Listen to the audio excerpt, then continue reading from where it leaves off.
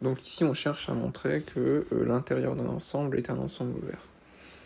Donc juste pour rappel, l'intérieur d'un ensemble correspond à l'ensemble des points intérieurs de cet ensemble, c'est-à-dire l'ensemble des points pour lesquels on peut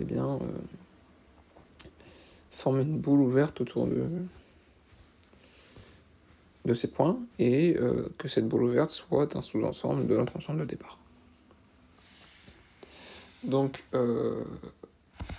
pour prouver ce qu'on vient d'affirmer, donc on prend S, qui est un sous-ensemble, donc qui est un ensemble dans Rn, et on prend un point arbitraire, donc prenons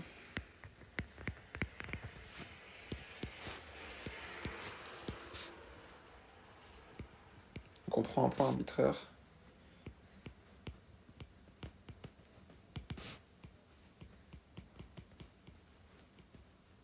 qui appartient à l'intérieur de l'ensemble S.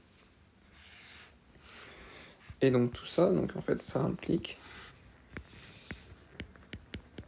ainsi, donc X est un point intérieur. Donc c'est-à-dire que il existe R supérieur à 0, donc qui sera notre rayon, tel que la boule ouverte de centre X, et donc du coup de rayon R, est inclus dans notre ensemble de départ, donc S. Voilà. Maintenant, prenons un nouveau point de manière arbitraire, cette fois-ci dans la boule ouverte. Donc prenons Y, appartenant à cette boule ouverte,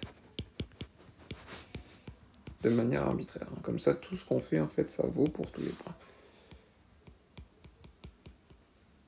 De manière arbitraire, voilà. Donc, je vais mettre pour distinguer bien à chaque fois. Ainsi, voilà. Donc, comme Y appartient à la boule ouverte de centre X et de rayon R, ainsi, il existe, donc on va prendre un nouveau rayon, on va pas prendre le même, on va mettre R1, donc il existe un rayon, donc R strictement positif, tel que bien la boule ouverte de centre Y et de rayon R1, et bien soit un sous-ensemble soit contenu dans la boule ouverte de centre X et de rayon R. Et pourquoi on a dire ça on l'a montré dans la dernière vidéo, c'est que la boule ouverte est un ensemble ouvert. Donc par définition, si on prend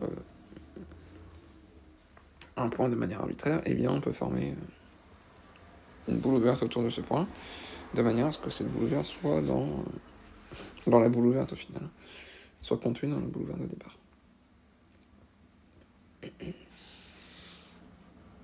Et donc, or, BXR, donc la boule ouverte de centre X et de rayon R, est contenue dans S. Donc on va plutôt mettre comme ça, est contenue dans S.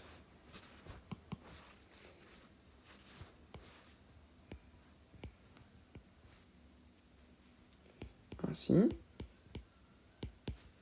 B de Y, donc la boule ouverte de centre Y et de rayon R1, est elle-même contenue dans S, puisque la boule ouverte de centre Y et de rayon R1 est contenue dans la boule ouverte de centre X et de rayon R, qui est contenue dans S. Donc la boule ouverte de centre Y et de rayon R1 est contenue dans S.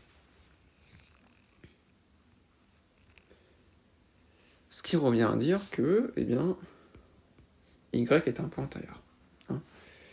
Donc, Y est un point intérieur, donc Y appartient voilà, à l'intérieur de S.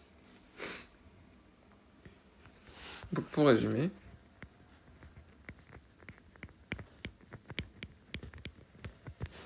donc on est parti de Y appartenant à la boule ouverte de centre X et de rayon R, et cela nous a impliqué que Y appartenait à l'intérieur de S. Ainsi,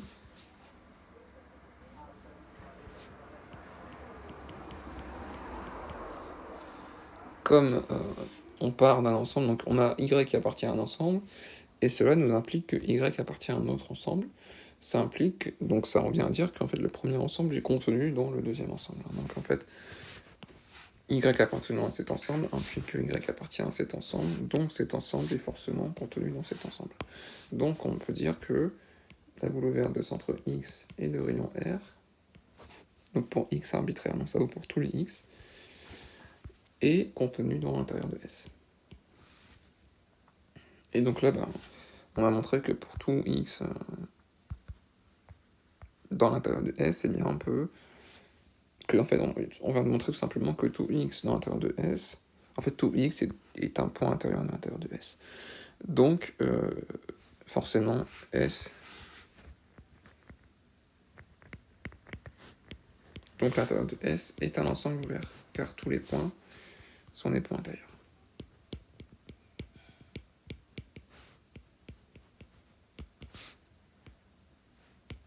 Voilà.